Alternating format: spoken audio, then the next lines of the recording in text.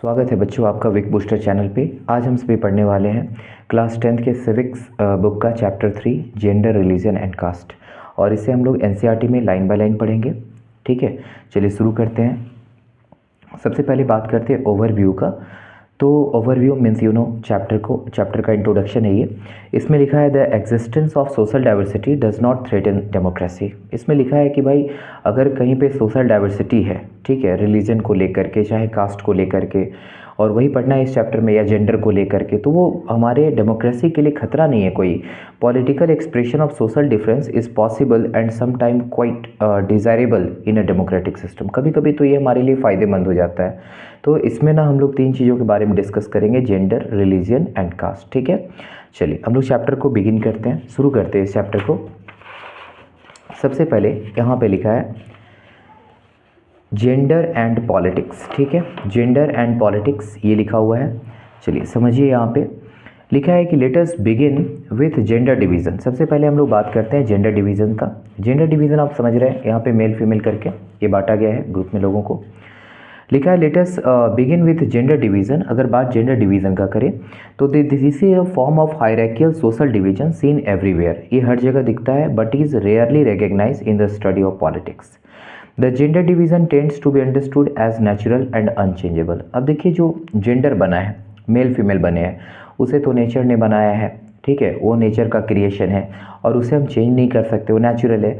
However it is not based on biology but on social expectation and stereotypes. लेकिन हम लोगों ने इसमें एक काम किया क्या है कि भाई मेल पर्सन है तो इन काम को करेंगे, फीमेल पर्सन है तो इन काम को करेंगे। ये जो काम को बांटा गया है ना, उनमें ये इंसान ने किया। देखिए, जेंडर जो बनाया है वो तो गॉड का क्रिएशन है, बट यहाँ पे कौन सा जेंडर क्या काम करेगा ये हम लोगों ने क्रिएट किया है। यहाँ बगल में आपको दिख रहा होगा सेक्सुअल डिवीज़न ऑफ लेबर, मतलब कि अकॉर्डिंग टू जेंडर जो आप काम को डिवाइड कर देते हैं कि ये काम को फीमेल करेंगे और इस काम को मेल करेंगे, इसे हम लोग सेक्सुअल डिवीज़न ऑफ लेबर कहते हैं। ठीक है, देखिए लिखा है public private division. Boys and girls are brought up to believe that the main responsibility of women is house work and bringing up children. देखिए, हमारा सोसाइटी में ऐसा बन रखा है कि भाई वुमेन का मेन रिस्पॉन्सिबिलिटी क्या है, काम क्या है, तो उन्हें घर का काम करना है एंड ब्रिंगिंग अप चिल्ड्रन, बच्चों को पालना है। This is reflected in a sexual division of labour in most families. Maximum family में आप देखेंगे कि जो फीमेल है वो घर का काम कर रही हैं, बच्चों का देखभाल कर रही हैं। Women do all work inside the home such as cooking, वो घर में कुकिंग कर रही हैं, क्लीनिंग कर रही हैं, washing clothes, tailoring, looking after children, बच्चों का ख्याल रख रही हैं। And main do all the work outside the home, और जो मेल पर्सन है वो घर का काम कर रहे हैं। It is not that man can not do house work. तो क्या ये कहना सही रहेगा कि जो मेल पर्सन है वो घर के काम को नहीं कर सकते, मतलब वो कुकिंग नहीं कर सकते, कपड़े नहीं धो सकते, ठीक है, टेलरिंग नहीं कर सकते हैं, ठीक है, क्या ये कहना उचित होगा? अब इसमें क्या लिखा है कि they simply think that it is for women to attend to this thing. Actually उनका सोच ऐसा है कि नहीं, ये सब काम किसे करना चाहिए, एक फीमेल को। When this jobs are paid for, और इसी काम के लिए अगर उन्हें पैसे दिए जाएं तो क्या लिखता है यहाँ पे कि men are ready to take up this works. देखिए, आप देखेंगे ना, अब जब बाहर जाएंगे तो आप बहुत सारे रेस्टोरेंट में जाएंगे या बाहर में आपको कपड़ा सिलवाना है तो आप देखेंगे ना कि वहाँ मैक्सिमम, ठीक है, मेल वर्कर ही है। मतलब अच्छे अच्छे शेफ़ है और वो डिलीशियस फूड बनाते हैं, स्वादिष्ट खाना, ऐसा नहीं कि फालतू ऐसा बनाते हैं, बहुत अच्छा खाना बनाते हैं। इसका मतलब वो मेल पर्सन भी उन कामों को कर सकता है जो फीमेल कर रही है, बट वो तब करता है जब वो पेड वर्क हो, उसके लिए पैसे मिले। ठीक है, अब इसी तरह लिखा है similarly it is not that women do not work outside their homes. ये भी गलत होगा कि महिलाएं घर के बाहर नहीं काम करती, क्या बात है। In villages women fetch water, collect fuel and work in the field. आप देखेंगे कि गांव में महिलाएं जो होती है वो बाहर जा करके, हो सकता है शायद वहाँ पानी का थोड़ा सा शॉर्टेज हो, वाटर का, तो वो दूर दूर से पानी लेके आ रही हैं, फ्यूल कलेक्ट कर रही हैं, है ना, दूर दूर जा कर के फ्यूल को लेकर के आ रही हैं, ईंधन को। ठीक है, बहुत लोगों को हमने भी देखा अपने आसपास कि वो एक्स कुल्हाड़ी वगैरह लेकर के जाती हैं और लकड़ियाँ काट के ले आती हैं। बहुत दूर दूर जाती हैं, and work in the fields, और वो खेतों में भी काम करती हैं। इन अर्बन एरियाज, जबकि शहर में आप देखेंगे जो पुअर वुमेन है work as domestic helper in middle class home, वो तो मिडिल क्लास वाले लोगों के यहाँ जा करके मेड का भी काम करती हैं, ठीक है। While middle class women work in office, जबकि मिडिल क्लास की जो वुमेन है वो ऑफिस में काम करती हैं। In fact the majority of women do some sort of paid work in addition to domestic labour. बहुत सारी महिलाएं अर्बन एरिया में पेड वर्क करती है ना, मतलब उनसे उनको कुछ पैसे मिल जाते हैं, but their work is not valued and does not gate recognisation, मतलब अभी भी उनके काम को उतना वैल्यू नहीं दिया जाता। अब इसमें लिखा है the result of this division of labour is that although women constitute half of the humanity, their role in public life, especially politics, और पॉलिटिक्स में भी वही कंडीशन है। पॉलिटिक्स में भी आप देखेंगे तो उनका वैसा स्थिति नहीं है। Is minimal in most society, earlier only men were allowed to participate in public affair, vote and contest for public offices. आप देखेंगे कि पहले के समय में जो मेल पर्सन थे वही ज़्यादा इन चीज़ों में पार्टिसिपेट करते थे। जब देश कंट्री आज़ाद हुआ था तो उस समय तो एक भी फीमेल मिनिस्टर नहीं थी, ठीक है, सारे के सारे मेल थे वहाँ पे। Vote and contest for public office, gradually the gender issue was raise in politics, धीरे धीरे से पॉलिटिक्स में उठाया गया इस बात को। Women in different part of the world organise and agitated for equal rights, महिलाएं इक्वल राइट के लिए ये लड़ने लगी, फाइट करने लगी। There were agitations in different countries for the extension of voting right to women. पहले आप देखेंगे ना कि बहुत सारे कंट्रीज़ ऐसे थे जहाँ पे वुमेन को वोट का भी राइट नहीं दिया गया था, समझ रहे। पहला कंट्री न्यूजीलैंड था जिसने वोट का राइट दिया था फीमेल्स को, ठीक है। आगे क्या है, यहाँ पे बोलता है कि this agitations demanded enhancing the political and legal status of women, ये चाहते हैं कि भाई महिलाओं का कंडीशन अच्छा हो, वो भी पॉलिटिक्स में आ सके, ठीक है, उसके साथ ही उनको भी वोट का राइट मिले। And improving there educational and career opportunity, और कम से कम उनके शिक्षा में, उनके करियर अपॉर्चुनिटीज़ में वृद्धि हो, कुछ अच्छा हो। More radical women's movement aim at equality in personal and family life as well, वो चाहते हैं कि वो फैमिली में भी जो मेल पर्सन का जितना राइट होता है उनका भी रहे।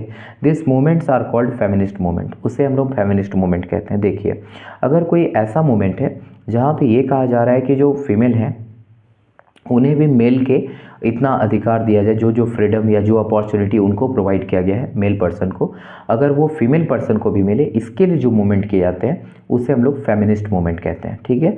मतलब ये कह सकते हैं आप नारीवादी आंदोलन, जिसमें उनके फेवर में, महिलाओं के फेवर में जो कानून बनाए जाते हैं और जो वैसे लोग होते हैं जो उनका भलाई चाहते हैं, उनके वेलफेयर को चाहते हैं, तो वैसे मूवमेंट्स को हम लोग फेमिनिस्ट मूवमेंट कहते हैं, ठीक है। Political expression of gender division and political mobilisation on this question help to improve women's role in public life. We now find women working as scientist, अभी आप देखेंगे महिलाएं साइंटिस्ट हैं, डॉक्टर्स हैं, engineer, lawyer, manager, college and university teachers हैं, which were earlier not considered suitable for women, जिसको पहले women के लिए सुटेबल नहीं माना जाता था, ठीक है। साइंटिस्ट, महिलाओं को नहीं चाहते थे लोग कि साइंटिस्ट वो बने, लॉयर बने, डॉक्टर्स बने, इंजीनियर बने, ठीक है। कुछ कुछ हिस्ट्री बुक्स में तो आप देखिएगा जिसमें लिखा था कि अगर महिलाएं पढ़ लिख लेंगी तो वो विडो हो जाएंगी, विधवा हो जाएंगी, पता नहीं क्या लॉजिक था इसमें, ऐसा सोच था लोगों का। लिखा है आगे में कॉलेज एंड यूनिवर्सिटी टीचर्स भी हैं which were earlier not considered suitable for women in some part of the world, for example in Scandinavian countries, जैसे आपका स्वीडन हो गया, नॉर्वे और फिनलैंड जो है, यहाँ पे बोलता है कि the participation of women in public life is very high. In countries में ना, स्वीडन वगैरह में आप देखेंगे कि महिलाएं जो है वो इन चीज़ों में बहुत ज़्यादा पार्टिसिपेट करती है, बहुत वहाँ पे फ्रीडम भी है महिलाओं को। जबकि in our country women still lag much behind men despite some improvement since independence, जबकि अभी भी महिलाएं हमारे देश में बहुत पीछे हैं। इंडिपेंडेंस के बाद सुधार हुआ है, ऐसा बात नहीं है, सुधार हुआ लेकिन बहुत बढ़िया नहीं हुआ उनके फेवर में कुछ काम। Ours is still a male dominated patriarchal society, अभी भी आप कह सकते हैं कि यहाँ पे मेल डोमिनेशन चल रहा है। अब खुद सोचिए कि आपके घर का जो मेन डिसीज़न होता है वो कौन लेता है, आपकी मदर या फिर आपके फादर? अब ऑब्वियसली फादर, ठीक है। अगर मदर से आप कुछ ये भी ले कि मदर हमें कुछ जाना है घूमने के लिए, तो फिर वो बोलेंगे कि ठीक है एक बार पापा से बात कर लेते हैं। समझ रहे बात को? कहने का मतलब है कि यहाँ पे मेल डोमिनेशन है, समझ रहे, डोमिनेट वही कर रहे हैं। Women face disadvantage disadvantage, discrimination and operation in various वे, उनके साथ अभी भी डिस्क्रिमिनेशन होता है। दूसरी बात, अगर लिटरेसी रेट का बात करेंगे, मतलब कि शैक्षणिक दर का, तो the literacy rate among women is only 54% compared with 76% among main. Literacy rate भी उनका कम है, उतना पढ़ लिख नहीं पाती हैं वो। Similarly a smaller proportion of girl student go for higher studies, बहुत कम ही गर्ल स्टूडेंट है जो हायर स्टडी के लिए जा पाती है। क्यों? क्योंकि उसके पहले उनका मैरिज कर दिया जाता है। ठीक है, वो मैट्रिक की, 11th-12th की, उसके बाद पता चल रहा है कि उनका शादी हो गया। व्हेन वी लुक, जबकि अगर आप देखो रिजल्ट्स को, स्कूल रिजल्ट्स वगैरह को देखो, अब यहाँ पे बोलता है कि look at a school result, girls perform as well as boys, तो गर्ल्स का परफॉर्मेंस बहुत बढ़िया है। ऐसा नहीं है कि लड़कों से पीछे, आपने तो न्यूज़पेपर में देखा होगा, लिखा होता है कि महिलाओं ने मारी बाजी। If not better in some places but they drop out because parents prefer to spend their resources for their boys. बहुत सारे लोग हायर स्टडी के लिए नहीं जा पाते हैं या बेहतरीन जगह नहीं पढ़ पाते क्योंकि पेरेंट का ऐसा सोच है कि वो अपने पैसे को ज़्यादा खर्च करें बॉय पे। ठीक है, बॉय पे ज़्यादा खर्च करें education rather than spending equally on their son and daughter, वो इक्वली स्पेंड नहीं करते। Okay, no wonder the proportion of women among the highly paid and valued jobs is still very small. अभी भी आप देखेंगे जहाँ पे ज़्यादा पेमेंट मिलता है कामों में, वहाँ पे महिलाओं का संख्या बहुत कम है। On an average, an Indian woman works 1 hour more than an average man every day। अगर आप देखेंगे तो एक इंडियन वुमेन जो होती है ना, वो 1 घंटा ज़्यादा काम करती है एक मैन से। समझ रहे बात को? हम लोग उनके काम को रिकग्नाइज़ नहीं करते, लेकिन उनका काम कहीं ना कहीं टफ होता है। अगर मेरे एक्सपीरियंस के बारे में बोले तो मैं खाना नहीं बना पाता, और मैंने 1-2 बार कोशिश भी किया है तो बड़ा प्रॉब्लम होता है भाई, बहुत समस्या होता है। तब जा कर के रियलाइज़ होता है कि बिल्कुल जो हमारी मदर हैं उनको भी खाना बनाने में बड़ा भाई कष्ट होता होगा। ठीक है, वो मेरे से तो नहीं होता, मुझे तो बहुत हार्ड वर्क लगता है। ठीक है, अब उनका हैबिट है तो शायद उन्हें आसान लगे, बट मुझे बहुत परेशानी होता है। तो यहाँ पे लिखा है कि जो वुमेन है वो एक मेल पर्सन से 1 घंटे ज़्यादा काम करती है रोज़। 8 much of her work is not paid and therefore often not valued, और उनके काम का कोई पेमेंट भी नहीं। घर में खाना बना दी, कहाँ पेमेंट दिया कोई? ठीक है, घर में झाड़ू लगा दी, कहाँ पेमेंट दिया कोई? और उनके काम को वैल्यू भी नहीं दिया जाता। दूसरा लिखा है the equal remuneration act 1976 provide that equal wages should be paid to equal work. देखिए, जब 1976 में इक्वल रिम्यूनरेशन एक्ट आया तब बोला गया कि भाई इक्वल वेजेस दो इक्वल वर्क के लिए। However, in almost all area of work from sport and cinema to factory and fields, women are paid less than men। फिर भी आप देखेंगे कि महिलाओं को पुरुषों की तुलना में कम पेमेंट मिलता है। Even when both do exactly the same work, क्यों नहीं वो सेम काम करे फिर भी। In many parts of India, parents prefer to have sons and find ways to have the girl child aborted before she is born। आप देखेंगे बहुत सारे फैमिली में ऐसा भी होता है कि वो एक लड़के को चाह रहे होते हैं कि उनके फैमिली में एक लड़के का जन्म हो। अगर उन्हें पता चलता है कि वो फीमेल है तो बहुत लोग एबॉर्शन भी करवा देते हैं। लिखा है such sex selective abortion lead to a decline in child sex ratio, और यही कारण है कि आप चाइल्ड सेक्स रेशियो देखेंगे तो हर जगह पे मेल ज़्यादा है। अगर एक दो स्टेट को छोड़ दे जैसे केरला वगैरह को, तो वहाँ भी फीमेल का संख्या मेल के कंपैरिजन में थोड़ा ज़्यादा है। अदरवाइज सब जगह होल स्टेट्स में, वो एक्सेप्शन है 1-2, तो वहाँ पे देखेंगे कि जो मेल चाइल्ड है वो ज़्यादा है और जबकि फीमेल चाइल्ड बहुत कम है। In the country to merely 919 as the map shows this. ठीक है, मैप में यहाँ दिखाया गया है, आप देख सकते हैं इस मैप को और उसे समझ सकते हैं। यहाँ सेक्स रेशियो को दिखाया गया है। अब इसमें क्या है कि रेशियो हैज़ फॉलन। कुछ स्टेट्स का अगर बात करें तो वहाँ तो सेक्स रेशियोज 850, सोचिए 1000 मेल चाइल्ड में 850 फीमेल चाइल्ड है कुछ स्टेट्स का। अगर हरियाणा वगैरह का बात करें तो there are reports of various kinds of harassment, exploitation and violence against women. उनके प्रति हरासमेंट हो रहा है, एक्सप्लोटेशन हो रहा है, वायलेंस काम हो रहा है। Urban area have become particularly unsafe for women. खास करके शहरी इलाका वो तो अनसेफ हो चुका है एकदम। ठीक है, जैसे आपने रिसेंटली वो कोलकाता वाला इंसिडेंट के बारे में सुना होगा, तो इन सब चीज़ों से पता चलता है कि बिल्कुल उनको हरास किया जा रहा है, परेशान किया जा रहा है। They are not safe even with their own home, वो कभी तो अपने घर में भी सेफ नहीं है। लिखा है from beating, harassment and other form of domestic violence, वहाँ भी उनके साथ मारपीट, बहुत बार जो है सो गलत तरीके से उन्हें मार भी दिया जाता है डाउरी वगैरह के कारण। अब आता है वुमेन्स पॉलिटिकल रिप्रेजेंटेशन। देखिए, all this is well known, 8 issues related to women's well-being or otherwise are not given adequate attention. This has led many feminist and women's movement to the conclusion that unless women control power, their problems will not get adequate attention. देखिए, इतना कुछ होने के बावजूद महिलाओं ने बहुत प्रयास किया, लेकिन उनके स्थिति में बहुत ज़्यादा सुधार नहीं हुआ। तब बहुत सारे वुमेन्स का मानना है कि जब तक महिलाएं पॉलिटिक्स में नहीं आएगी, ठीक है, वो अपने फेवर में कानून वगैरह नहीं बनाएगी, तब तक बहुत ज़्यादा उनके स्थिति में सुधार नहीं होने वाला है। ठीक है, पॉलिटिक्स में आएंगी, लेजिस्लेटिव के रूप में आएंगी और वो क्या करेंगी, तो कानून बनाएंगी खुद के लिए, खुद के फेवर के लिए, तभी इनका कुछ अच्छा हो सकता है। One way to ensure this is to have more women as elected representative. In India, the proportion of women in legislature, अगर आप देखेंगे legislature में महिलाओं का संख्या, तो यहाँ भी बहुत कम है इनका संख्या। जैसे आप यहाँ पे देख पा रहे होंगे कि for example the percentage of elected women members in Lok Sabha, अगर आप लोकसभा का बात करें तो वहाँ पे 14.36% of its total strength for the first time, पहली बार 2019 में उनका परसेंटेज 14.36 था। जबकि आप स्टेट असेंबली का बात करेंगे तो यहाँ पे महिलाओं का संख्या बहुत ही कम है, 5%, है ना, लेस देन 5%, 5% से भी कम। In this respect India is among the, India कहाँ पे है, तो bottom group of nations in the world. महिलाओं का पार्टिसिपेशन का अगर बात करें तो इंडिया बहुत पीछे है। लिखा है India is behind the average for several developing countries, और भी जो कंट्रीज़ है जैसे अफ्रीका, लैटिन अमेरिका, उससे भी पीछे इंडिया है। In the government cabinets are largely all male even when a woman becomes the chief minister और द प्राइम मिनिस्टर। दूसरी बात देखेंगे कि मैक्सिमम जो है वो मेल पर्सन ही मिनिस्टर्स हैं, लेकिन ऐसा नहीं है कि वो चीफ मिनिस्टर या प्राइम मिनिस्टर बन के नहीं आई है इंदिरा गांधी, ठीक है, ये लोग आई हैं प्राइम मिनिस्टर बन करके। One way to solve this problem is to make it legally binding to have a fair proportion of women in the elected bodies. देखिए, अब महिलाओं का संख्या पॉलिटिक्स में बेहतर करने के लिए एक उपाय है कि भाई इनके सीट को ही रिजर्व कर दिया जाए, फीमेल के लिए सीट दे दिया जाए और सीट रिजर्व कर दिया जाए। This is what the Panchayati Raj has done in India, जैसा कि पंचायती राज में हुआ।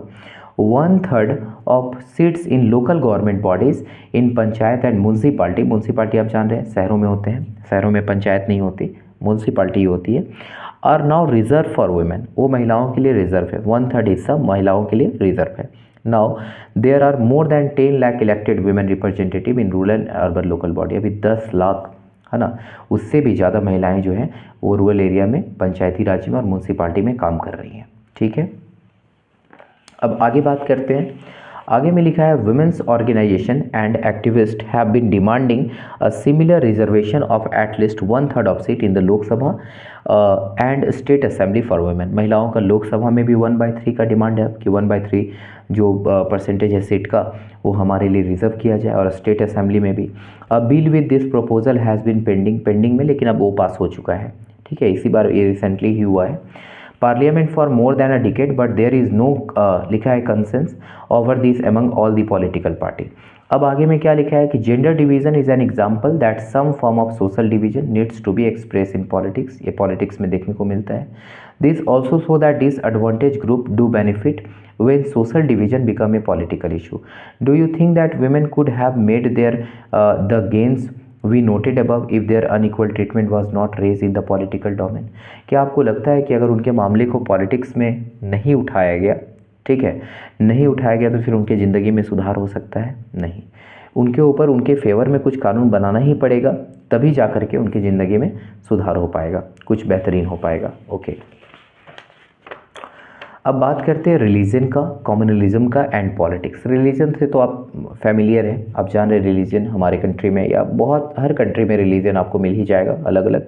हमारे यहाँ भी हिंदूज़ में है, इस्लामिक हैं लोग हैं, उसके अलावा जो है क्रिश्चियन हैं, ठीक है, सिख हैं, बहुत तरह के रिलीजन है। कम्युनलिज्म क्या होता है? ये एक ऐसा एक्चुअली एक आइडियोलॉजी है, एक विचारधारा, जब कोई रिलीजन का पर्सन अपने रिलीजन को बेस्ट मानने लगता है और बाकी के रिलीजन फालतू। उसका कहना है भाई हमारा जो गॉड है वो सबसे ज़्यादा पावरफुल है, या हमारे गॉड ही सब कुछ है, बाकी लोग जो है वो फालतू हैं। ठीक है, तो वैसा सोच को हम लोग कम्युनलिज्म कहते हैं। और उसका देखते हैं पॉलिटिक्स में क्या है।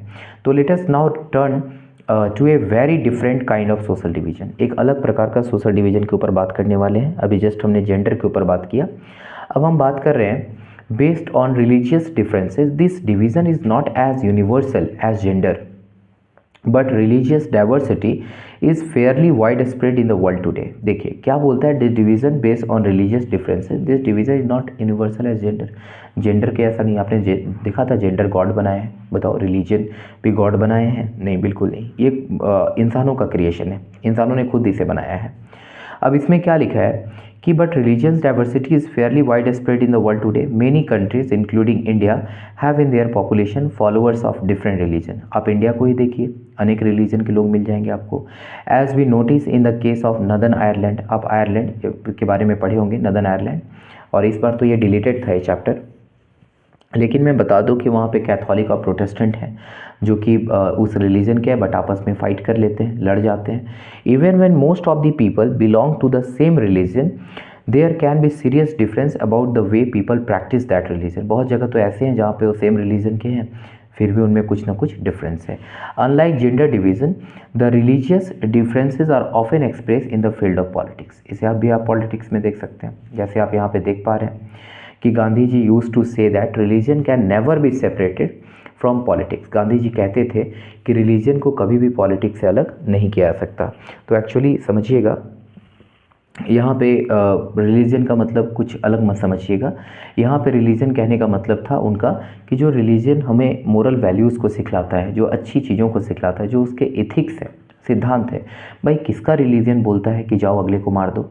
किसका रिलीजन कहता है कि दूसरे का भलाई मत करो? ठीक है, रिलीजन तो ये सारी चीज़ सिखाता है ना हमें, अच्छी चीज़ों को। तो गांधी जी का कहना था कि जो रिलीजन में अच्छी चीज़ें हैं उसे क्या करना चाहिए, हमें एक्सेप्ट करना चाहिए, उसे पॉलिटिक्स में लाना चाहिए।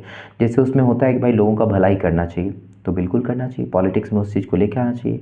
Gandhi ji used to say that religion can never be separated from politics. वो कहते थे कि रिलीजन को कभी भी पॉलिटिक्स से अलग नहीं किया जा सकता।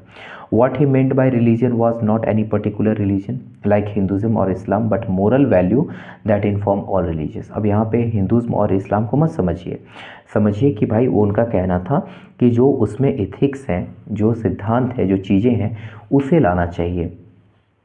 He believed that politics must be guided by ethics drawn from religion। Okay, अगला क्या लिखा है, human right groups in our country have argued that most of the victim of communal right in our country are people from religious minorities। देखिए जो human right वाले लोग हैं, पता है ह्यूमन राइट हम लोग समझते हैं इन चीज़ों को, जो लोगों के वेलफेयर के लिए काम करती हैं। तो इनका कहना है कि कंट्री में क्या होता है, कम्युनल राइट हो जाता है। जब वही कम्युनल बताया हम आपको कि जब आपको ऐसा लगता है कि आपका जो रिलीजन है वो बेस्ट है, ठीक है, आपका बेस्ट है, सब कुछ बेहतर है, और दूसरे को आप जो है सो बेकार मानते हो, ख़राब मानते हो, तो इस भावना से वहाँ पे तनाव पैदा होता है, फिर लड़ाई भी कर लेंगे वो, तो इसे कम्युनल राइट कहते हैं। In our country are people from religious minorities they have demanded. वो कहते हैं कि इसमें सबसे ज़्यादा नुकसान किसका होता है, माइनॉरिटीज़ का, क्योंकि जो मेजॉरिटी में होंगे, जिनका संख्या ज़्यादा होगा, वो तो माइनॉरिटी को मार देंगे, ठीक है, ख़त्म करने का प्रयास करेंगे। They have demanded that the government take a special step to protect religious minorities. इनका कहना है कि जो रिलीजियस माइनॉरिटीज़ में है, जिनका संख्या कम है, उनको गवर्नमेंट को क्या करना चाहिए, तो स्पेशल स्टेप उनके लिए उठाना चाहिए, उनको जो है सो बचाना चाहिए, ये इनका कहना है। ओके, दूसरा लिखा है women's movement has argued that family laws of all religion discriminate against women. देखिए बहुत सारे ऐसे रिलीजन है ना जहाँ पे कुछ सोशल, कुछ वैसी चीज़ें हैं जो इविल्स है, बुराइयाँ हैं। रिलीजन को आप 100% भी अच्छा तो नहीं मान सकते ना, उसमें भी कुछ ऐसी चीज़ें रहती हैं, जैसे सती प्रथा थी, और भी आप देखेंगे कि तरह तरह के सिस्टम बने हुए थे, तो वो नुकसान भी करता है। तो यहाँ लिखा है so they have demanded that government should change this law to make them more equitable. तो वो चाहते थे कि गवर्नमेंट इसमें आए और गवर्नमेंट क्या करे कि जो महिलाओं के लिए प्रॉब्लम क्रिएट कर रहा है, जो भी रिलीजन में जो भी चीज़, उसमें सुधार करें। मतलब गवर्नमेंट को रिलीजन में इंटरफेयर करने के लिए बोल रहे थे एक तरीके से। आप बोलेंगे कि गवर्नमेंट को रिलीजन में इंटरफेयर नहीं करना चाहिए, लेकिन करना चाहिए, ठीक है, ये मेरा व्यू है। क्योंकि अगर उसमें कुछ गलतियाँ हैं और उसे नहीं सुधारा गया, हम ये नहीं कह रहे कि 100% हमारा रिलीजन में जो भी लिखा हुआ है सब बढ़िया है, कुछ प्रॉब्लम्स भी हो सकते हैं, तो उन प्रॉब्लम्स को क्या करना चाहिए, साइड करना चाहिए, ख़त्म करना चाहिए। Okay, all this instances involve A relationship between religion and politics, but they do not seem very wrong or dangerous. Ideals and values drawn from different religions can and perhaps should play a role in politics. People should be able to express in politics their needs. वो अपने needs को, ज़रूरत को, interest को, demand को इसे politics में दिखा सकते हैं. Those who hold political power should sometime be able to regulate the practice of religion so as to prevent discrimination and oppression. अब वो उसमें रिलीजन में कुछ गलत चीज़ें हैं, उसमें डिस्क्रिमिनेशन को लेकर के लिखा गया है, अनटचेबिलिटी के ऊपर लेकर के लिखा गया है, तो गवर्नमेंट क्या करें, उसके ऊपर स्टेप ले, उसे बंद करे, उसे ख़त्म करे। This politics act are not wrong as long as treat every religion equally. अब आता है कॉम्युनलिज्म। देखिए लिखा है the problem begins when religion is seen as the basis of nation. जब आप रिलीजन को नेशन के साथ जोड़ देते हैं ना, तो प्रॉब्लम होता है। The example of Northern Ireland, लिखा है कि चैप्टर 3 जो कि डिलीटेड है, shows the dangers of such as an approach to nationalism. The problem becomes more acute when religion is express in politics. अगर रिलीजन को पॉलिटिक्स में जोड़ दे तो ये बहुत खतरनाक होगा। In exclusive and partisans term, यहाँ पे लिखा है when one religion and its follower are pitted against another. जब कोई एक रिलीजन के लोग जो होते हैं ना, वो आपस में जुड़ जाते हैं और वो अपने रिलीजन को ही सब कुछ मानते हैं, बाकी लोग उनके लिए शायद वो नफरत के पात्र होंगे। तो this happen when belief of one religion are praise as superior to those of other religion. जब एक रिलीजन वाला अपने रिलीजन को सुपीरियर समझने लगता है, तो ये सारी समस्याएं आती हैं। When the demands of one religious group are formed in opposition to another and when state power is issued to still establish domination of one religion group over the rest, this manner of using religion in politics is communal politics। देखिए जब कोई एक आदमी कुछ अपने religion के लिए कुछ फेवर में करना चाह रहा है, जो हो सकता है कि शायद उससे दूसरे रिलीजन वाले लोगों को तकलीफ हो, ठीक है, लेकिन वो चाहता है कि नहीं हमारे रिलीजन के लिए काम हो, हमारा रिलीजन को बढ़ावा मिले, और अगर जो पॉलिटिकल लीडर्स हैं वो भी उनका साथ देते हैं, ठीक है, तो ये बहुत ही भयानक हो जाएगा। फिर ये बहुत ही बड़ा प्रॉब्लम वाला बात हो जाएगा कि वो लोग चाह रहे हैं कि हमारा ये रिलीजन स्प्रेड हो और उसमें पॉलिटिक्स वाले लोग जो हैं वो भी साथ दे रहे हैं, ठीक है, उनको बेहतरीन करने में या उनको उनके सुरक्षा के लिए बाकी लोगों को ध्यान नहीं दे रहे। बाकी रिलीजन क्या है नहीं है उससे कोई फ़र्क नहीं, कोई पर्टिकुलर रिलीजन को जब वो सपोर्ट करना शुरू कर देते हैं तो फिर ये बहुत बड़ा प्रॉब्लम है। ओके, इसका नेक्स्ट जो है बाकी का जो बचा हुआ है उसे हम लोग नेक्स्ट क्लास में पूरा कवर कर लेंगे। Thank you.